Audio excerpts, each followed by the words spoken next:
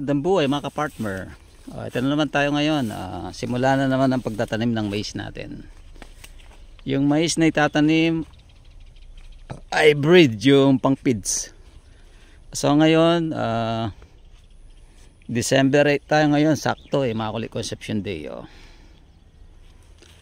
So yung bining itatanim namin 8840 BIP. So yung 8840 namin galing sa gobyerno. So inintay namin tong bining to, kaya medyo na-late ng pagtatanim.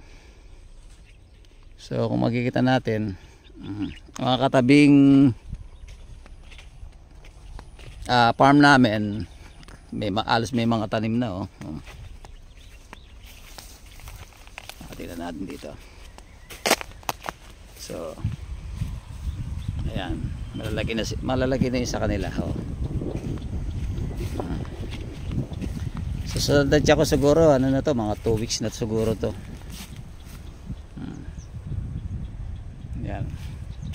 Halos may mga tanim na sila. So kami lang na late naghihintay kasi tayo ng palibre ng gobyerno. So naibigay sa amin 8 bag na 8840. Ang laman niya 35,000 kernel o buto. So dito yung distansya namin dito 22 inches. So sa machine seeder kasama na rin yung abono.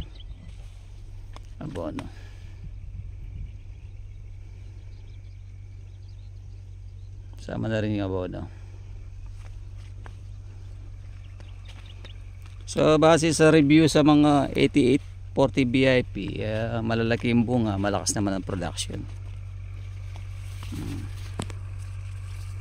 Ito yung ano natin, tractor, papunta na rito.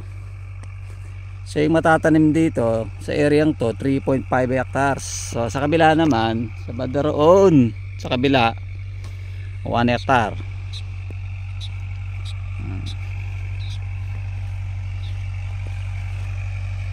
So medyo mainit na. Siguro mga magte 10 o'clock na siguro ng umaga ngayon.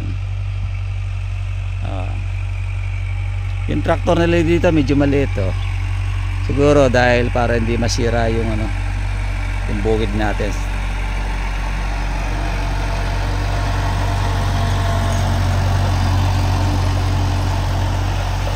Ito yung machine seeder natin. May kasamang abono na yan.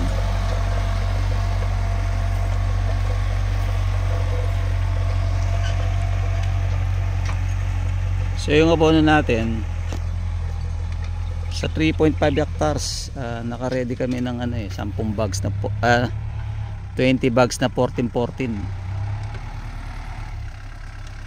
20 bags na 14-14. So dalawa sila.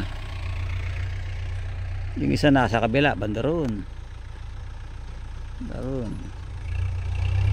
So nandun sa kabila yung isa, patapos na rin.